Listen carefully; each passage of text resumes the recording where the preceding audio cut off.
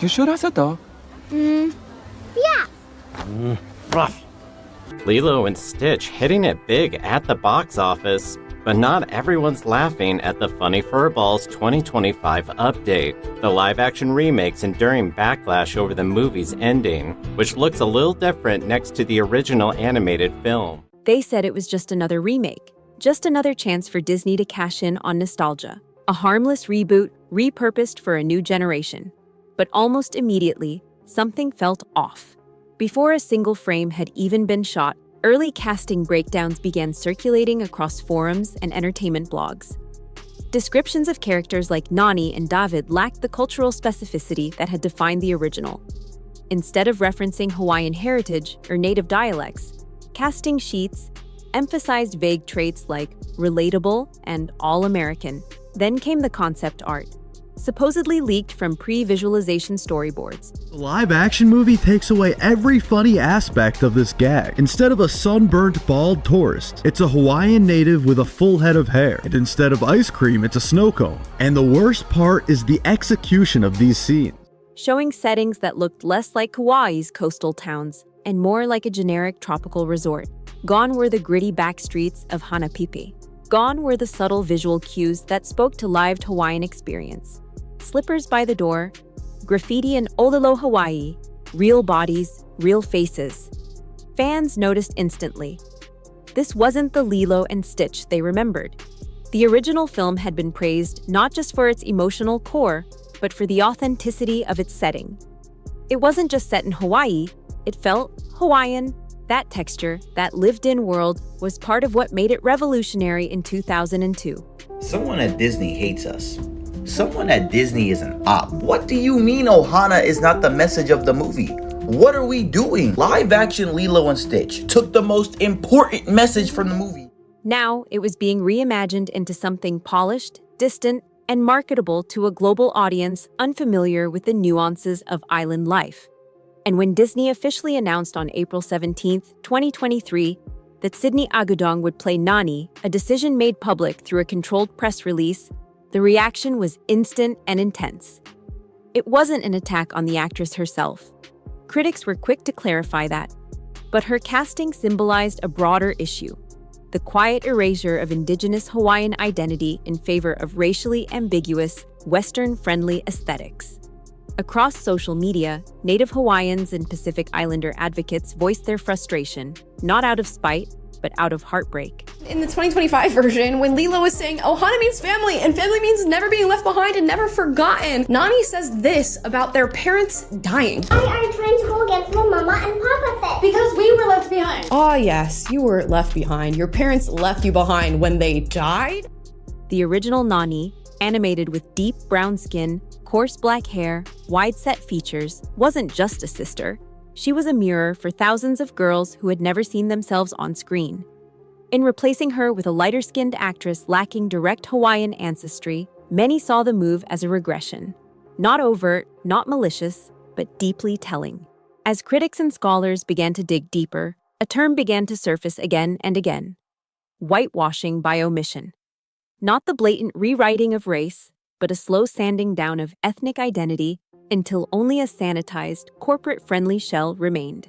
In line with the movie's fan-favorite mantra, Ohana means family. Fast forward more than 2 decades later, Lilo and Stitch stay a dynamic duo, but now, Nani says aloha and heads to a California college, leaving a family friend to watch over the titular characters back in Hawaii. Digging deeper, it became increasingly evident that the pattern in Disney's evolving content strategy was not the result of creative spontaneity or market randomness, but rather a deliberate and meticulously calculated move.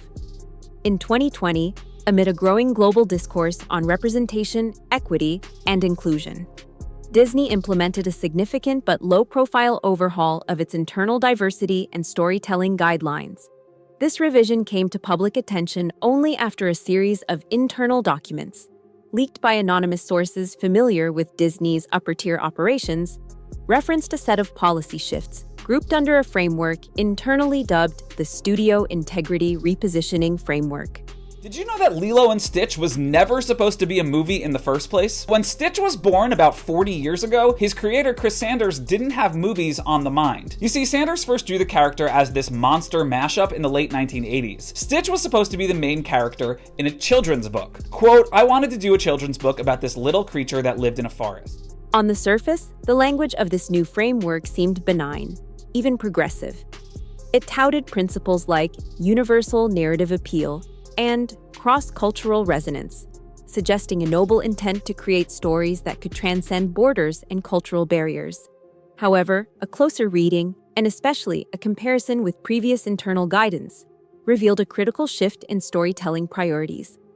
The new emphasis was placed firmly on global relatability, a term which, while sounding inclusive, effectively displaced the previous emphasis on localized authenticity. This pivot signaled a move away from telling culturally specific stories rooted in the lived experiences, traditions, languages, and nuances of underrepresented communities. Lilo and Stitch's director just explained why they changed Nani's storyline and cut Gantu. And I have a feeling that his thoughts are not going to satisfy people. But many fans of the original movie have expressed their frustration online over two changed story beats. One, Nani's decision to go to college at the end, and two, the movie cutting out Captain Gantu completely.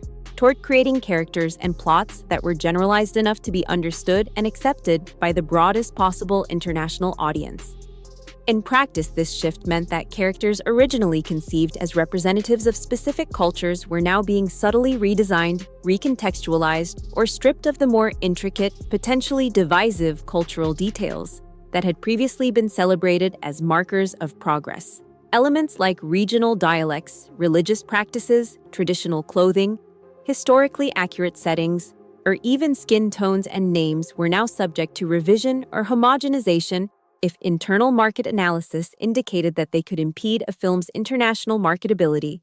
Nani willingly gave her sister up to CPS? Did we watch the same film? Trick question. No, we didn't. In no world does that exist. Particularly in lucrative but culturally restrictive markets like China, Russia, or certain parts of the Middle East. This development stood in stark contrast to Disney's public branding and outward communications. Just months before the internal pivot, Disney executives had made sweeping public commitments to diversity and representation, especially in the wake of global movements like Black Lives Matter and the renewed push for Indigenous and minority visibility in media. The company had launched initiatives promising to elevate underrepresented voices, create more opportunities for storytellers of color, and develop content that authentically reflected the world's cultural mosaic. These pledges were amplified through press releases, investor calls, and social media campaigns that positioned Disney as a vanguard of inclusive storytelling. However, the internal adoption of the Studio Integrity Repositioning Framework undermined these promises in fundamental ways. What emerged was not merely a failure to live up to stated ideals. It was something more insidious: strategic dishonesty.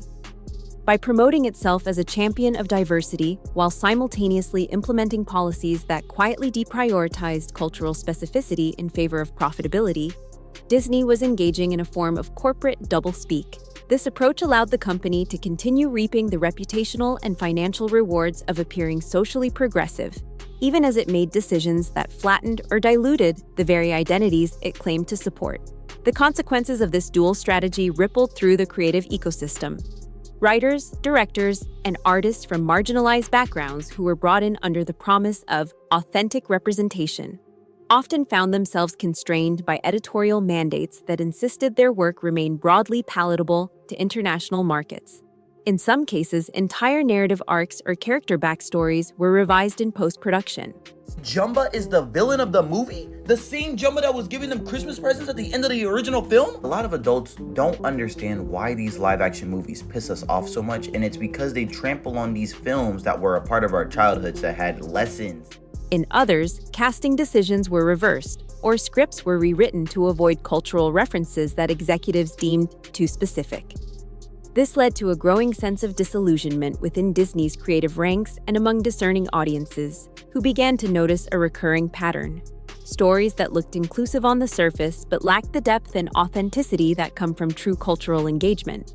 Ultimately, the adoption of global relatability over localized authenticity reflected a fundamental tension between art and commerce. Disney, like many global entertainment corporations, found itself caught between the need to remain ideologically relevant in an era of social accountability and the financial imperative to maintain dominance in an increasingly competitive and politically sensitive global market.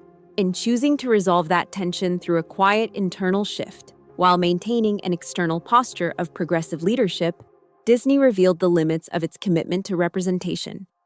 Rather than embracing the messy, sometimes uncomfortable truths of authentic cultural storytelling, the company opted for a sanitized, export-friendly version of diversity, one that could travel well, sell fast, and offend as few people as possible. Then came a revealing trove of internal production notes from late 2023, brought to light through a labor rights filing submitted to the California Department of Industrial Relations by a coalition of overworked animators and production staff.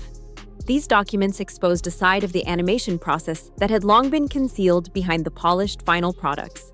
A grueling series of animation retouch cycles, often stretching late into the night and beyond normal working hours, in which artists were repeatedly instructed to revise or remove specific cultural features from characters.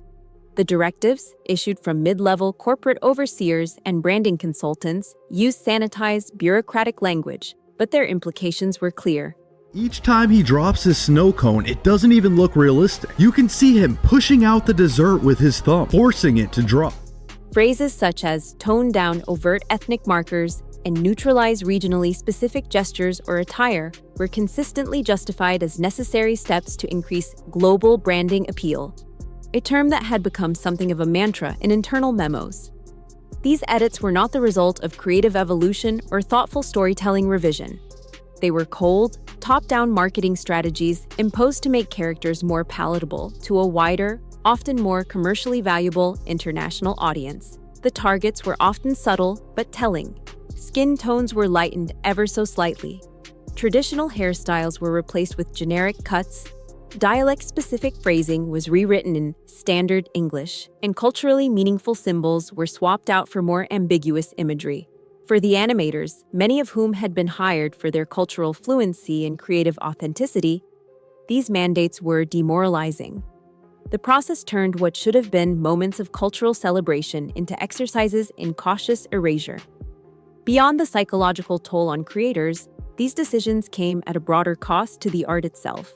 Stories became blander, characters lost their depth, and the very authenticity that Disney claimed to champion was gradually stripped away. Not by accident, but by corporate design.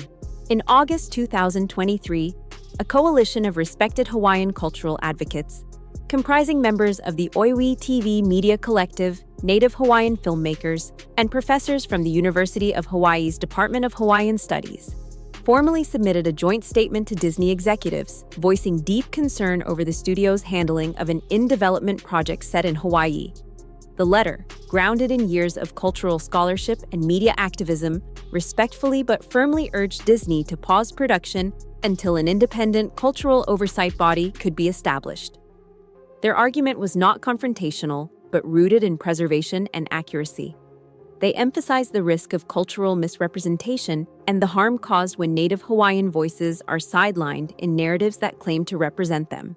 Nani not giving up custody of Lilo and fighting for her was the point. Another common complaint from fans, Stitch's creator, now played by Zach Galifianakis, is a full-fledged villain. However, instead of engaging in meaningful dialogue, Disney chose to ignore the appeal entirely. The studio neither acknowledged receipt of the letter nor offered a public or private response. When the coalition attempted to follow up and request a meeting to discuss the issue in person, they were met not with openness, but with legal intimidation. Disney's legal team issued a preemptive cease and desist notice, warning the group against any public use or critique of copyrighted production material, even if such material pertained directly to Hawaiian culture. The cease and desist did more than silence. It sent a clear, chilling message. Disney was not interested in genuine cultural collaboration or community accountability. It was asserting ownership not just over the intellectual property, but over the narrative itself. Feedback, especially from those with the lived experience and cultural authority to offer it, was not part of the production pipeline. Control, not consultation, was the operative principle. Meanwhile, a wave of renewed scrutiny emerged following the resurfacing of archived behind-the-scenes footage from the original Lilo and Stitch production, revealing a stark contrast between past and present approaches to cultural representation. The unearthed footage featured raw, unedited interviews with the film's original creators, writers, animators, and cultural consultants, who spoke candidly and passionately about the deliberate and respectful process that had guided the film's development. They described how key members of the animation team had temporarily relocated to Kauai, specifically to the small town of Hanapēpē, immersing themselves in the rhythms, sights, and language of local Hawaiian life. This wasn't just background research, it was lived experience. They spent months observing daily routines, engaging with local families, listening to kupuna, elders, attending community gatherings, and collaborating with native speakers to ensure that the dialogue, setting, and values reflected an authentic Hawaiian worldview. The movie's director, Dean Fleischer Camp, previously addressed online comments surrounding Pleakley's lack of fashion. I have had people message me, why is Pleakley not wearing the dress? And I just want to say, I tried. This process informed everything from character behavior to landscape design, to the subtle cultural gestures embedded in the film's emotional core. The result was a story that resonated not only with global audiences, but with Native Hawaiians themselves, who, while still critical of Disney's broader history, largely recognized Lilo and Stitch as a rare example of sincere cultural engagement. In stark contrast, no such immersion characterized the live-action remake. According to production reports and insider commentary, no members of the core creative team spent any significant time in the Hawaiian Islands prior to or during the early stages of development. There were no formal consultations with cultural practitioners, no community roundtables, no engagement with Native Hawaiian linguists or scholars. The depth of understanding and respect that had once anchored the project was replaced with superficial aesthetic choices. Palm trees, beaches, ukulele soundtracks, assembled more for visual familiarity than cultural resonance. The islands were treated less as a living, breathing place and more as a generic tropical backdrop.